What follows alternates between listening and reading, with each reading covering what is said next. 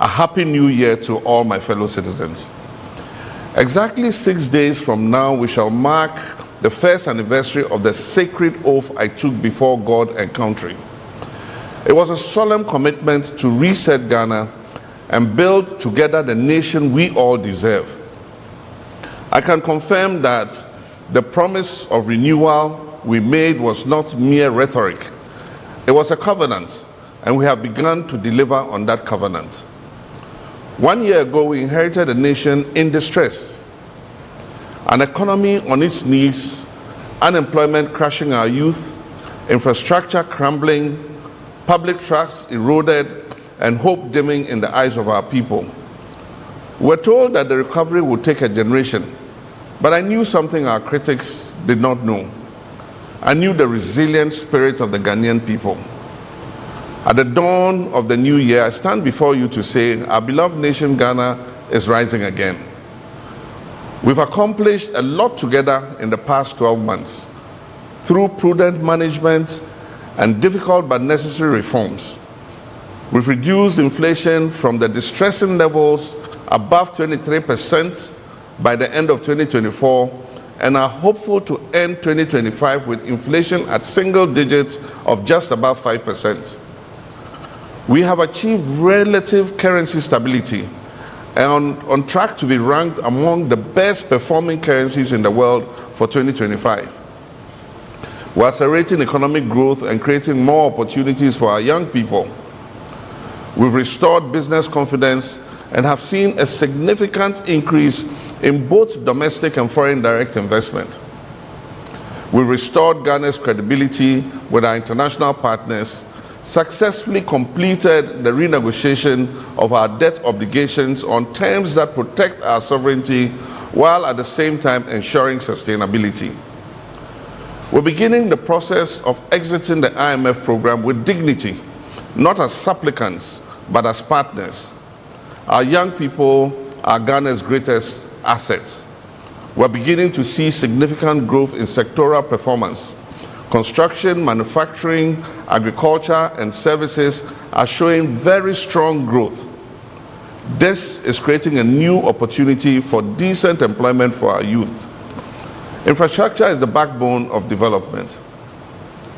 We have begun the rehabilitation of over 2,000 kilometers of roads nationwide. We've restored a consistent supply of electricity and are expanding the rural electrification network to more than 1,000 additional communities. My countrymen and women, Ghana's image on the international stage has been positively boosted by our well-acclaimed reset agenda. This reset involves a new way of looking at things both domestically and globally. Domestically, our reset agenda is seeing a resurgence of faith in our democracy. It is delivering a leaner and more efficient administration. It is yielding greater accountability in government and a re-energized fight against corruption. At the 80th session of the United Nations General Assembly, I took the advantage of the global platform to share Ghana's vision with the world. The Accra Reset Initiative is a comprehensive framework for the sustainable transformation of our global governance system. This vision will address the inequalities in the current global system and reset it to create greater opportunities for Africa and other countries of the global south. Ghana's call for a global reset will address interconnected challenges of our time, and I'm committed to leading it alongside other world leaders. This is our moment. This is Ghana's moment to lead. To our fellow Africans across this great continent, Ghana's story is a part of Africa's renaissance. The challenges we face are not unique to us. They are the common inheritance of our shared history and the collective responsibility of our shared future. We in Ghana have proved in 2025 that democracy works, that peaceful transitions of power strengthen us rather than weaken us, and that African solutions to African problems are not just slogans but achievable realities. As Ghana rises, we extend our hands to our neighbors and our partners across Africa. Together, we can and shall build the Africa we want. Together, we can prove to the world what is possible when developing nations are given the space and support to chart their own course.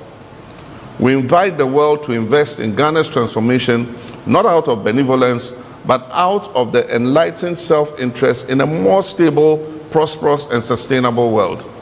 My dear compatriots, as satisfying as our achievements of 2025 are, they are but the foundation. The architecture of the Ghana we want must now be built on this foundation. In 2026, we shall accelerate and expand. Every child deserves a world-class education. We'll continue digitalizing our schools and ensure every classroom has the tools for 21st century learning. We shall operationalize universal health coverage through the free primary health care program, ensuring that no Ghanaian is denied care due to inability to pay. Through the Ghana Medical Trust Fund, we'll stretch a hand of support to our people suffering from non-communicable diseases. We shall make Ghana food self-sufficient and transform agriculture from subsistence to a thriving commercial activity through mechanization, value addition, and market access. We're working to achieve 30% share of renewable energy in our national energy mix, reducing costs and protecting our environment. We shall deliver social housing through public-private partnerships, and we shall intensify the fight against corruption with no sacred cows. Every CD belongs to the people of Ghana and must be accounted for. We'll implement the recommendations of the Constitutional Review Committee to make our 1992 Constitution an even greater guide for the consolidation of our democracy. Ladies and gentlemen, governments do not build nations alone. They do that with the cooperation of the citizenry. As we enter 2026, I call upon each one of you. First, our young people. You are not the leaders of tomorrow. You are the leaders of today. Take ownership of this reset agenda. Innovate, create, and build. Ghana needs your energy and your ideas and your commitment. To our entrepreneurs and business leaders, invest in Ghana, build your businesses that create jobs and wealth for yourselves and for the Ghanaian economy. I pledge to maintain a conducive environment for your businesses to thrive. Your commitment must be to seize the opportunities that we create. To our civil society and media partners and watchdog institutions, continue to hold us accountable. A vibrant democracy needs your critical voice. We might not always agree, but we shall always respect the role you play in strengthening our nation. To our traditional leaders and faith-based communities, you are the custodians of our values and the anchors of our community. Help us build social cohesion and national unity, and help us nurture the moral fabric that holds our society together. To the public servants, yours is a noble calling. Serve with integrity and efficiency and dedication. The people's trust in government depends on your daily conduct. And to our diaspora community, you are Ghana's global ambassadors. Continue to make us proud wherever you are. When you can bring your skills back home, your resources and network, please do so. Ghana needs you. We are one people with a shared destiny. Whether you voted for me or not, whether you supported the NDC or not, we are all Ghanaians.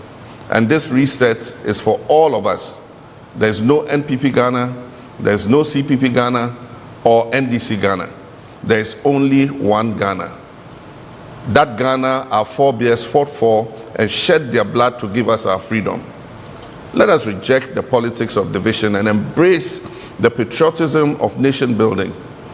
Let us disagree without being disagreeable. Let us compete in the marketplace of ideas without treating our opponents as our enemies.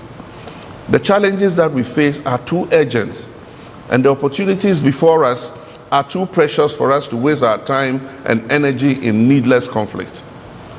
I see a Ghana where every child, regardless of their background, can dream and achieve those dreams.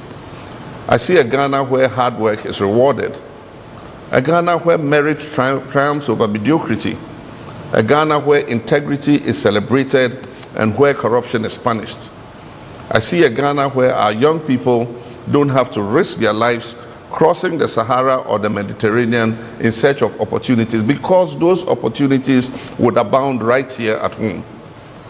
I can see a Ghana where our senior citizens live in dignity, and where our sick are cared for, and where our vulnerable are protected. I see a Ghana that is respected on the global stage for the quality of our democracy, the vibrancy of our economy, and the character of our people. I see a Ghana that is a light unto Africa and a beacon unto the world. This is not wishful thinking. This is the Ghana we're building together. This is the Ghana that is within our reach. As we enter 2026, let us move forward together with confidence, determination, and faith. Faith in God, faith in Ghana, and faith in ourselves. Let us build on the foundation we have laid, and let us work harder, let us dream bigger, and achieve even greater things. Let us prove that the promise that inspired our founding fathers and mothers, and the promise that has sustained us through trials and challenges, is not just a promise, but a prophecy that is waiting to be fulfilled.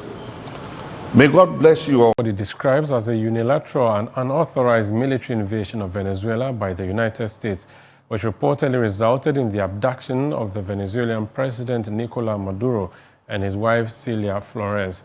In a statement issued by the Ministry of Foreign Affairs on Sunday, January 4, 2026, Ghana said it was alarmed by the development, which reportedly occurred in the early hours of Saturday, January 3. 2026, Ghana expressed strong opposition to the use of force, stressing that the action violates the United Nations Charter, international law, and the sovereignty, territorial integrity, and political independence of Venezuela. The government said it is closely monitoring the situation and warned that such actions, including attempts at occupying foreign territory and exerting external control over natural resources, pose serious risk to global peace and stability. While covering the fire outbreak, the journalist observed some officers of the Ghana National Fire Service physically assaulting civilians at the scene. His attempt to record the incident reportedly angered the officers, who demanded that he surrendered his mobile phone and delete the footage before he could comply. Officers allegedly pounced on him, assaulted him, and forcibly seized his phone. The journalist says he also lost an amount of 10,200 Ghana cedis during the attack. So when I came, I made a report on the morning show. So after the report, I decided to approach the fire servicemen to also take their side of the story. But upon reaching where they were stationed, I saw them beating up, assaulting the civilians around. So I decided to capture the scene. So as I was capturing, one young fire service personnel approached me, and I introduced myself to him as a media personnel. So he went back. Then a few minutes, I saw them coming in their numbers, about 10 of them, including the guy who approached me. So they came, and then they held my neck, pulled my hands behind me, and then started assaulting me. They took my phone, torn my belt. So later I realized that my bag is opened. The bag has been opened. So upon further check, I got to realize that my money is missing. About 10,200 got missing out of that.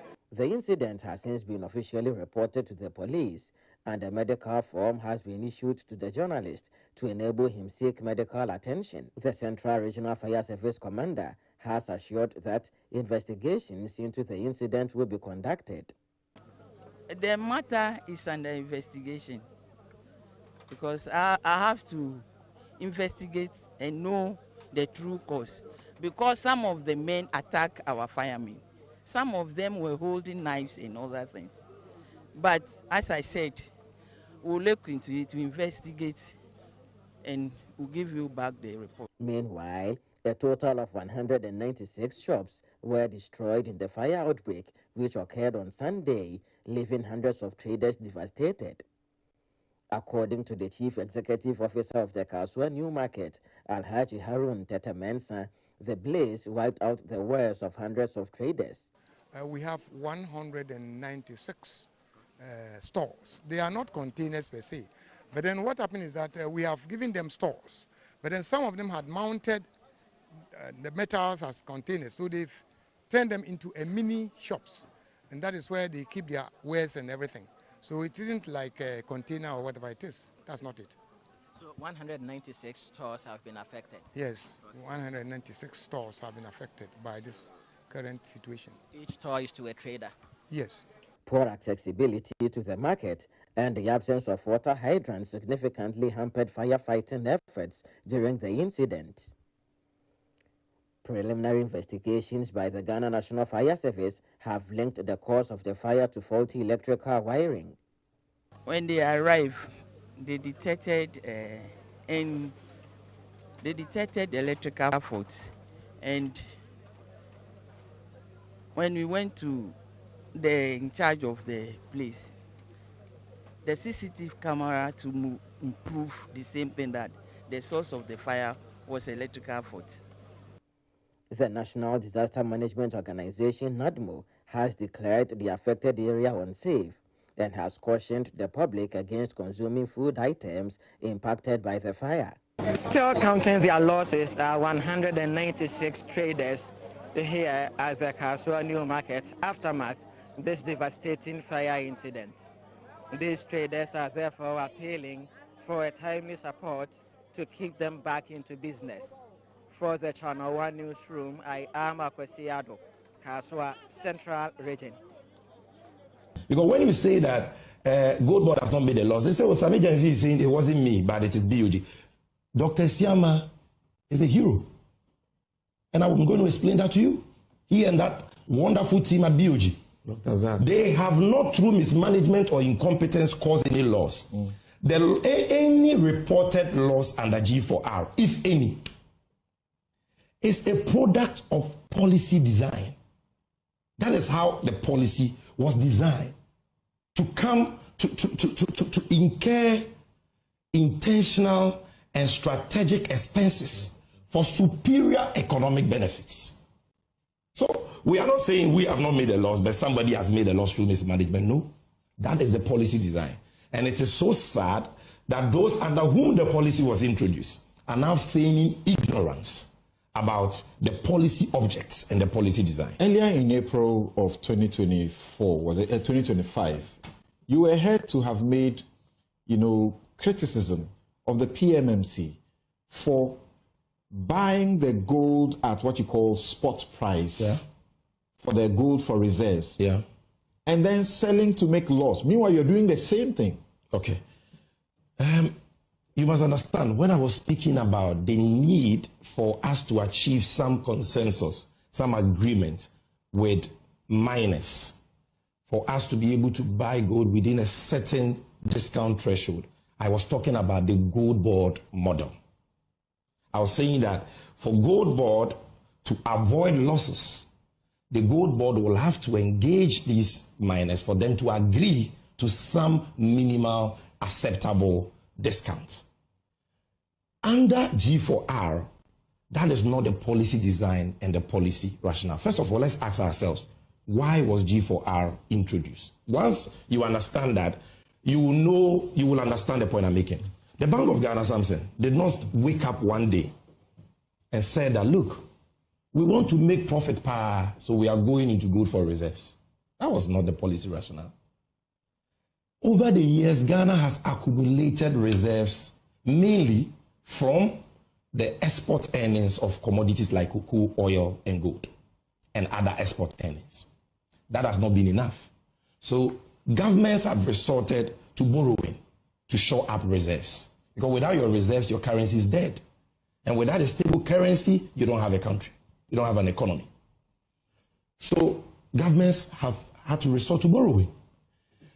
Now, when the MPP came into power, that reached a crescendo. Of course, they abused it. And every year, averagely, they were borrowing from the Eurobond market about $2 to $3 billion US. So by 2022, the results were staring us in the face. Debt default, marked by hyperinflation of 54%, currency depreciation of more than 50% by November 2022.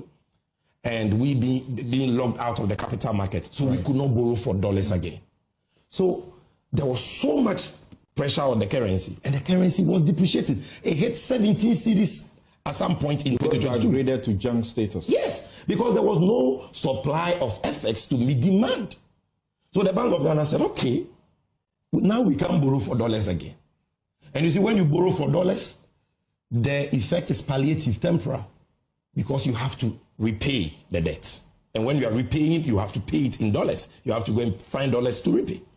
So the Bank of Ghana said, okay, we will use cedis to buy our gold in Ghana. And we will sell the gold on a weekly basis, T+4, for dollars, and give the dollars to the market. So the purpose of the program has always been foreign exchange accumulation to meet market FX needs and to build reserves. For what purpose? For the purpose of national economic stability. The purpose is not for the central bank to be trading gold like a licensed buyer of the gold board trades gold, buying at discounts and margins to make profits. That was not the purpose. So when the Bank of Ghana started this, they didn't have any gold board in the picture. The market was dominated by foreigners. And these foreigners were not repatriating FX inflows back to Ghana. They were bringing dollars through the Abochi man, through what is called Hawala. So it was not impacting the finance sector, the financial sector. So, and these people buy gold from 1957 till now. Gold is bought in the market at, say, 1% to 2% discount. But the exchange rate is always market rate, the informal retail rate. So Bank of Ghana says, I need a strategy to get the gold instead of these foreigners. So Bank of Ghana, through the Minister for Lands, Samuel Abujinapo, and I can give you the statement, announced to gold traders that henceforth, buy gold, but you can't export. Sell the gold to PMMC for and on behalf of BOG. And that BOG will buy the gold at spot price. That was the incentive to encourage people to give their gold to the state so that we can get the much needed forex. Now that obviously creates cost for the BOG, and the BOG knows that. And that is why I said the associated cost, what somebody will call loss, is an intentional and strategic expense for superior economic benefits. They know that this will be the cost of buying at spot, because we are buying at spot, offtake discount that BOG has to give to offtakers is cost. Fees it has to pay to its aggregators like Gold Board is cost. I learned that ChatGPT works best with detailed prompts, but I hate typing them. So instead, I dictate them using...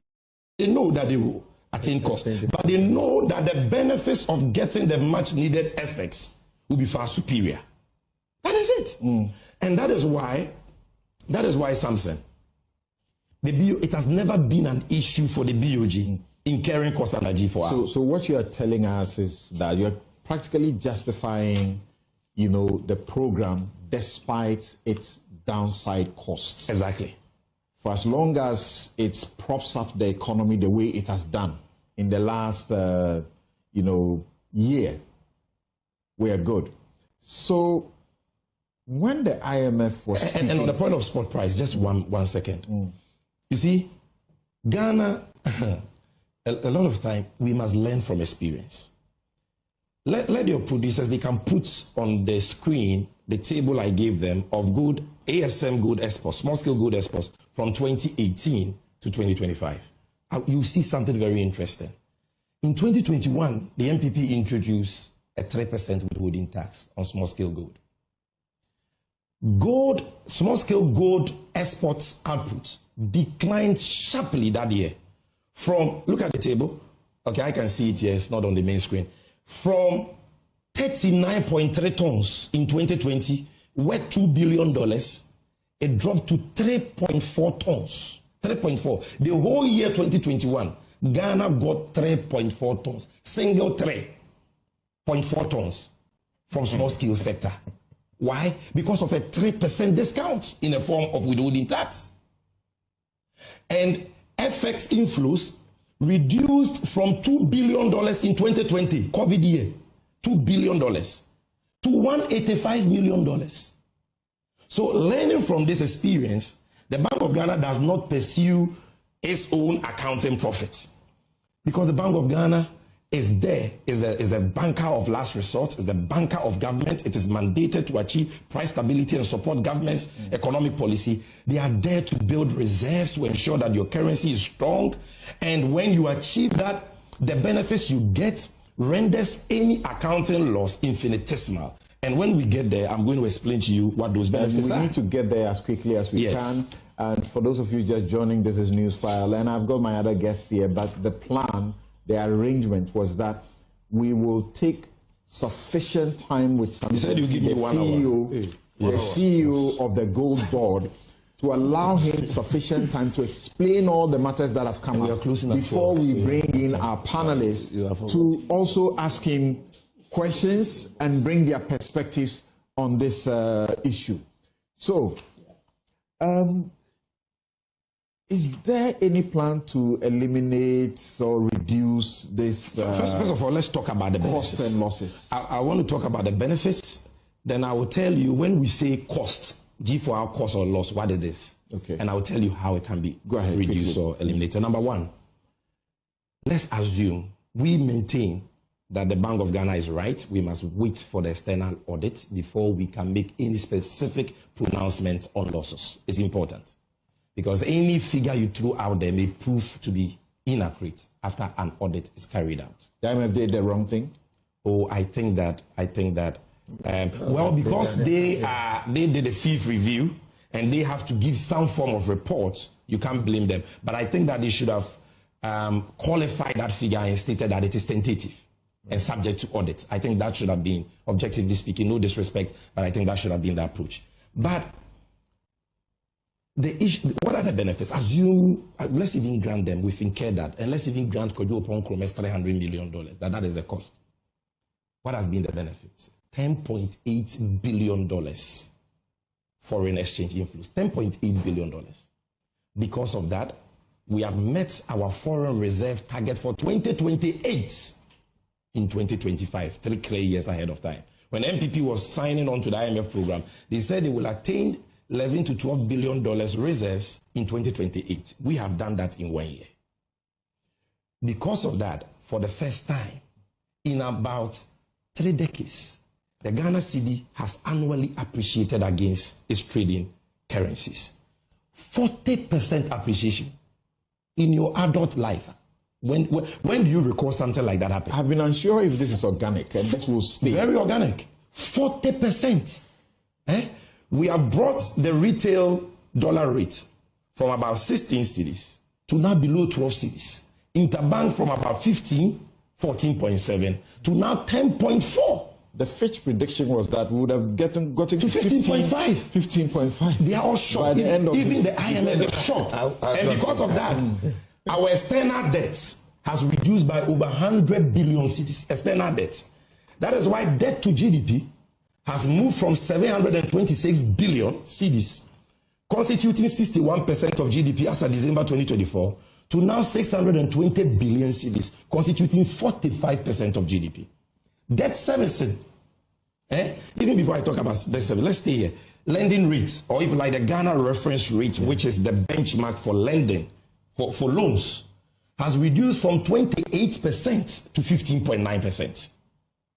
Something, you understand? Inflation has declined for 11 consecutive months. 11 consecutive months. From 23.8% to 6.3%. Food inflation declined from 27.8% to 6.6%. And according to AGRA, food prices have reduced by averagely 32%. If you look at debt servicing this year to last year, 2025, external debt, the Ministry of Finance had to service $3.6 billion, $1.8 billion to IPPs, and $1.8 billion to Eurobond debts holders. About 3.6. You see, 2.5 billion rather. That money, if we were servicing it at 16 to the dollar, which is what we took, Or even assume that, because if we had not done this, the dollar would have crossed 25 cedis like Dennis Miracles Abuaje said. If we had not done what we did. And so it would have even been far more. But even if you peg it at 16, as compared to what we are doing now, we've saved over 16 billion cedis on debt servicing. This is real saving to the taxpayer. Does this include the $709 million yes, that has just been because paid? Because that $709 million, by which the state has saved 3.5 billion Ghana cedis. Because that $709 million, the finance minister would have had to convert cedis at a higher exchange rate than now. Yes. So that difference is what I'm telling you. At least if we are using the Fitch, yes, we would have had to convert to 15.5. But today, and the saving is still more than 10 billion. Today it's at 10.1. Exactly. Yeah, right. Benchmark to budget. Even benchmark it at 11, the saving is more than 10 billion cedis. Okay. Take the import bill. As at September, $11.8 billion. If importers had to import $11.8 billion worth of goods at averagely 16 cedis to the dollar, and mind you, 16 is even conservative because without this program, dollar would have been 25. It's going to be around 18 billion. But you pick even the 11.8 at 16 as compared to 11, the saving is over 50 to 60 billion cedis to consumers. You understand? So this is not a joke. The impact has been a significant national economic gain. The cost is infinitesimal. But when we say cost, when we say losses, what are we talking about? Sometimes people think that Bank of Ghana has taken taxpayers' money, gone to buy gold, sold the gold, and we lost $240 million. Somebody has stolen money or somebody has mismanaged. That is not it. When we say G for our losses, let me explain to you.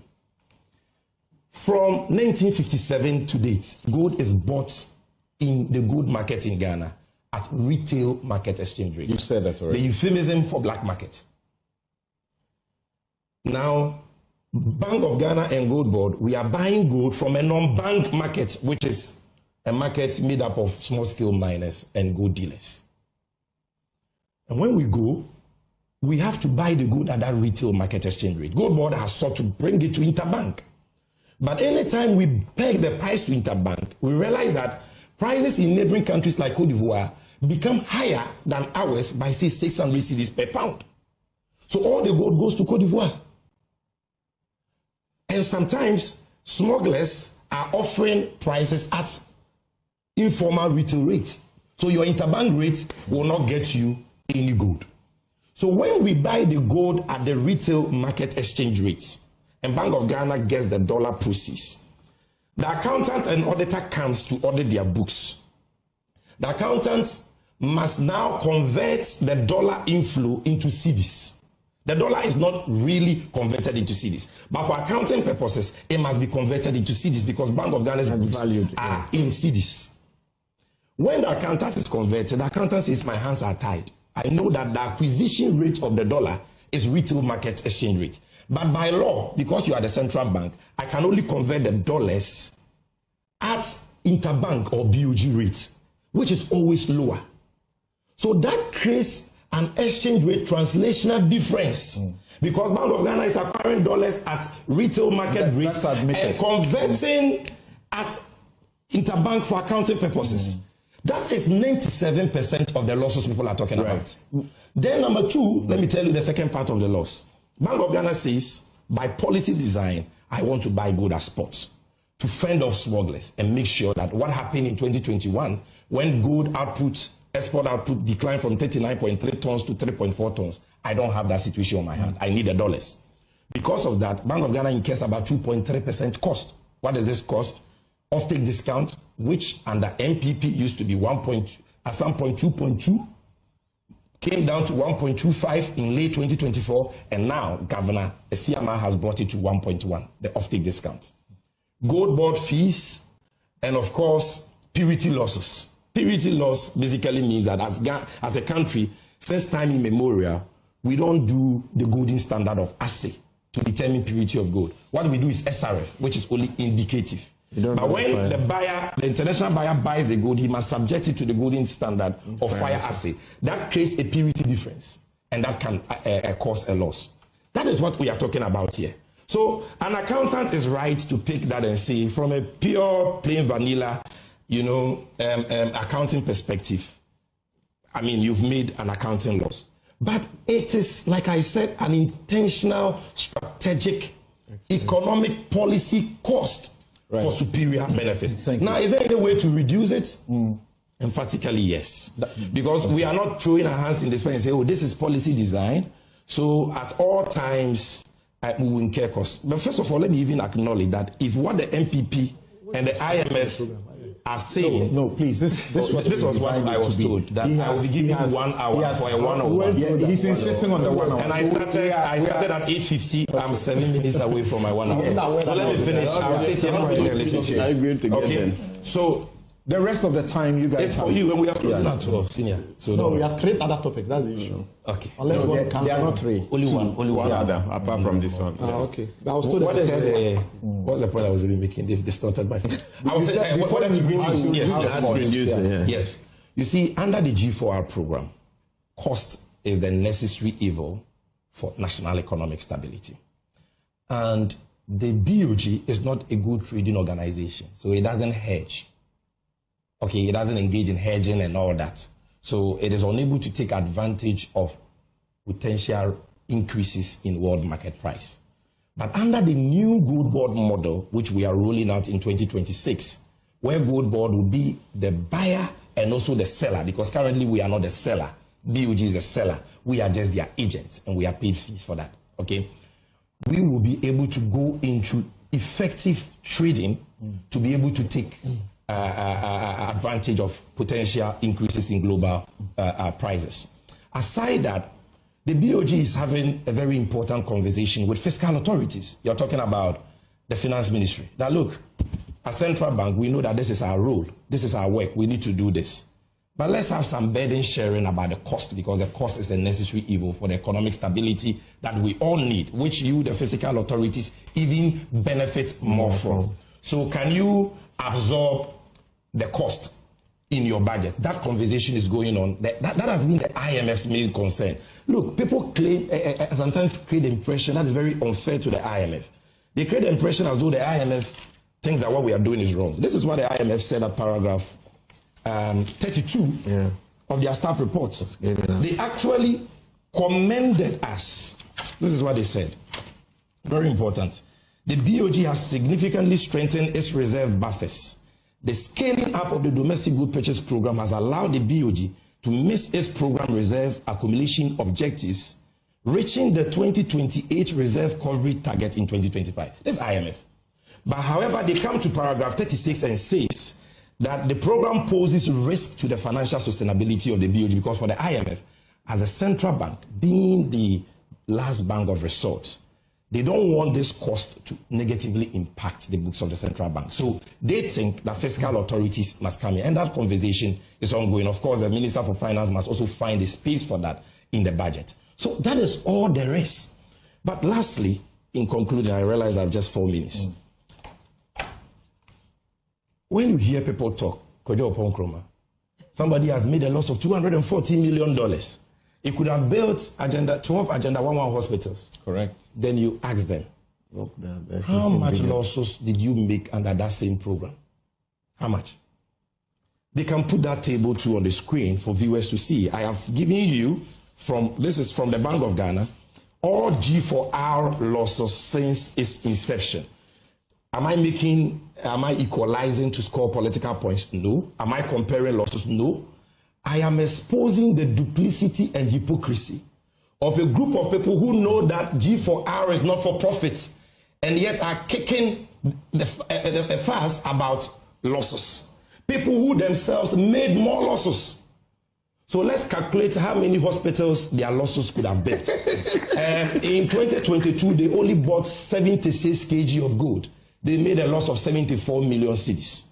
In 2023, they bought only 24.8 tons of gold. They made a loss of 2.1 billion cedis.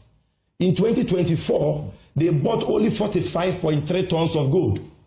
They made a loss of 4.8 billion only last year, 4.8 billion. So Kojo Ponkroma, tell us how many Agenda 111 hospitals your loss in 2024, which is 4.8 billion, could have built. 2025, we have bought higher volumes, 103 from 45, more than double. Look at the value, more than times 3, from $3.1 billion to $10.8 billion. And we are saying our loss will be determined, our cost will be determined after audit. But let's assume your $300 million is correct. That is $3 billion. Is that not a reduction despite higher volumes, despite higher prices? If you bought 103 tons, like we have done, and brought in $10.8 billion, you would have made maybe times 10 the losses you posted last year. So please, we are saying that let's approach the discussion from a position of objectivity. What the Johnson Esiaman-led BOG has done, and I don't like to give myself plaudits, you understand? But what they have done is something worth commending. They have done what in 8 years? What somebody did in 8 years, they have done it in 1 year. Yeah. And everybody can feel the benefit. Taxpayers have been saved money. Right. Cost of living has come down. Make it a habit. A 10-minute AI routine every morning. You'll be unrecognizable by Christmas. A couple more questions will come up and you will have to answer them because my guest, almost everybody has a question for you. I also have a question.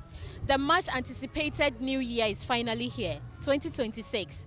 So today we are here at the Laboma Beach to witness Ghanaians have a feel of the new year and find out their expectations for 2026. So come with me.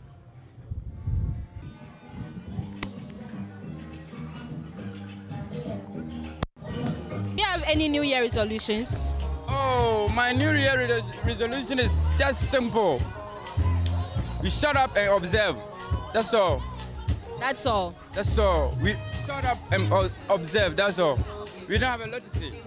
All right, so what is that one thing that if you are able to do in 2026, you will qualify the whole year as successful? Blood of Jesus. I got something in mind that it's on target. And you know, there is, when you're about to do something, you don't have to disclose it. So I think I will just reserve that, but next year, I'm not going to see myself this way. You understand? Next year will be different thing. You understand? Such as transformation.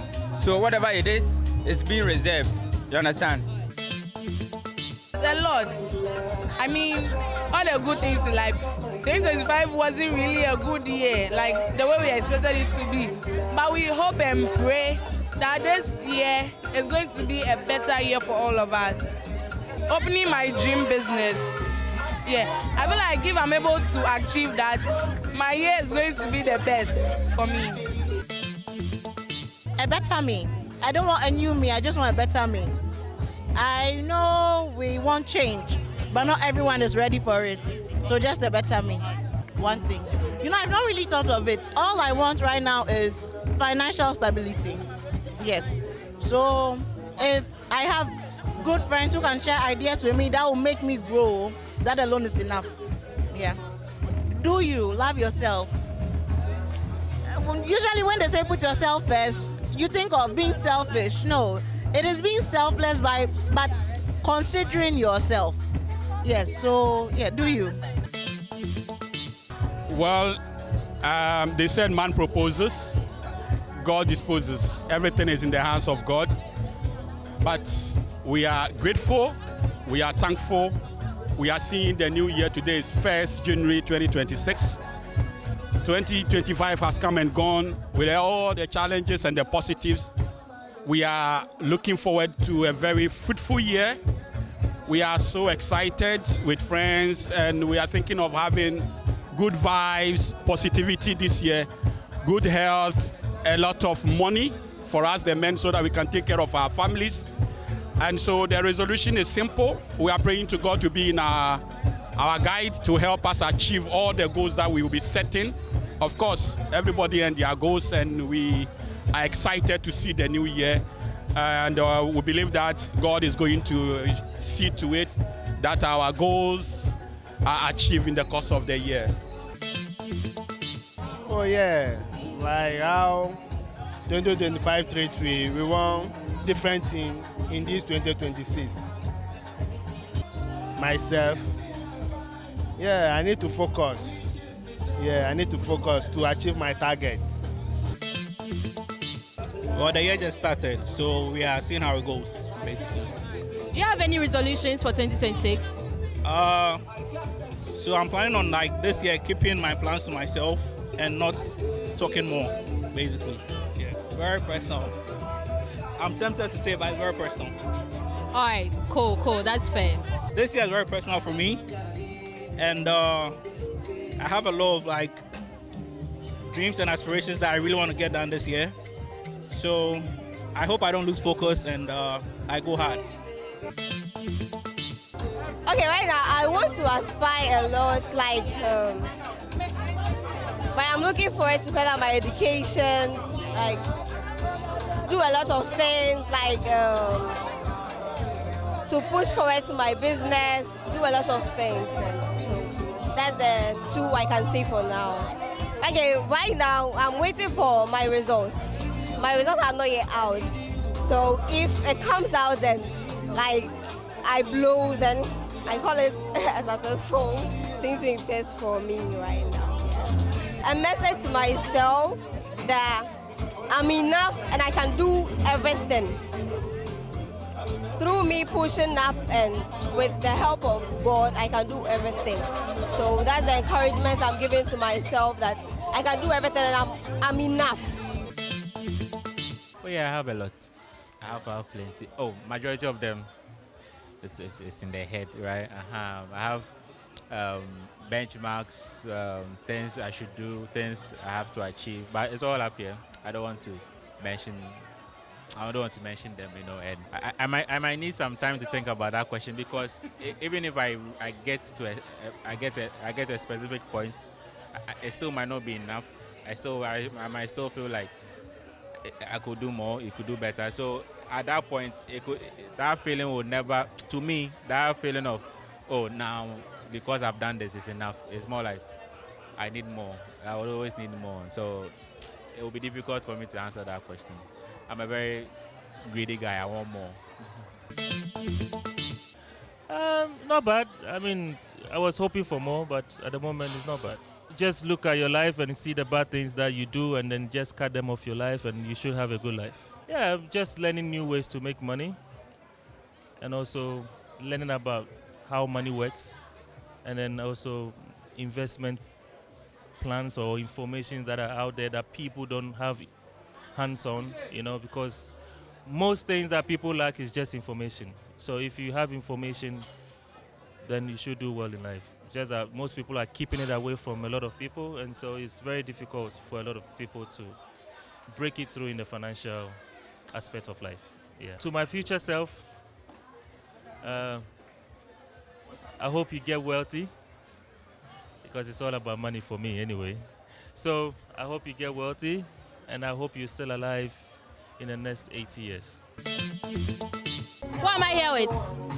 Chantel, aka Spicy. Nice.